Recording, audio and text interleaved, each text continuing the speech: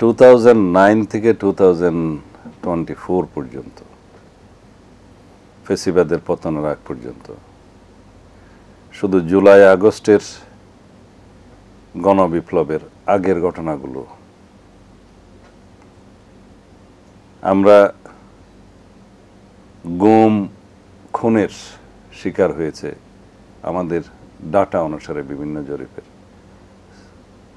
684, প্রায় 700। Extra judicial killing, বিচার বহির্ভূত হত্যাকাণ্ডের শিকার হয়েছে 2693। পলিটিক্যাল ভায়োলেন্সে সরকারি বাহিনীর হাতে হত্যাকাণ্ডের শিকার হয়েছে 2630, এবং জেলখানায় এবং বিভিন্ন কাস্টডিতে হত্যা করা হয়েছে 1048। এটা একটা সামান্য পরিসংখ্যান পতিত ফসিবাদের সময়কার বাংলাদেশের চিত্র বোঝার জন্য। আমি নিজেও এনফোর্সড ডিসঅ্যাপিয়ারেন্সের শিকার হয়ে 9 বছরের বেশি সময় আমি নির্বাসনে থাকতে বাধ্য হয়েছি। আমার সহকর্মীদের মধ্যে অনেকেই সেই সৌভাগ্য অর্জন করতে পারেনি, বা এখনো পর্যন্ত তারা ট্রেসড হয় নাই, কোথায় আছে জানে না তাদের পরিবার। আর ইতিহাস এই ফেসিবাদকে কিভাবে দেখবে? ইতিহাস বিচার করে বিভিন্নভাবে।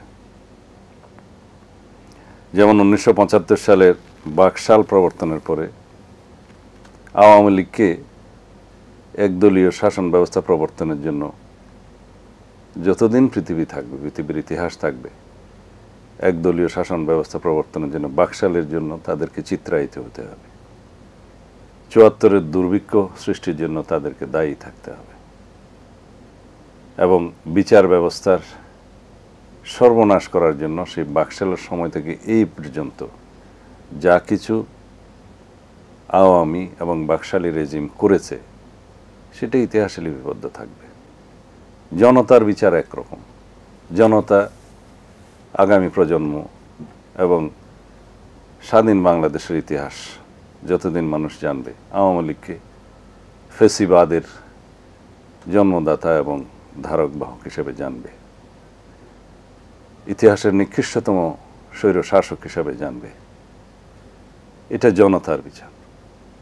প্রকৃত বিচারে জাতীয় এবং আন্তর্জাতিক আদালতে, আন্তর্জাতিকভাবে আপনি জানেন নুরেমবার্গ ট্রাইব্যুনালের কথা,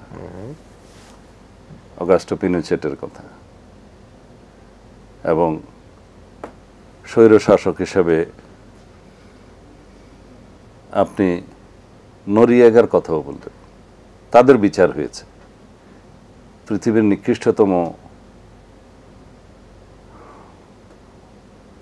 বিচার, নিকৃষ্টতম স্বৈরশাসকদের বিচার আন্তর্জাতিক আদালত সমূহ হয়েছে। নুরেমবার্গ ট্রাইব্যুনালের কথা আপনারা জানেন। আপনারা হয়তো সামনে দেখতে পাবেন এই পতিত ফেসিবাদ এবং তাদের দোসর হাসিনা এবং তার দোসরদের আন্তর্জাতিক অপরাধ আদালতে বিচার হবে।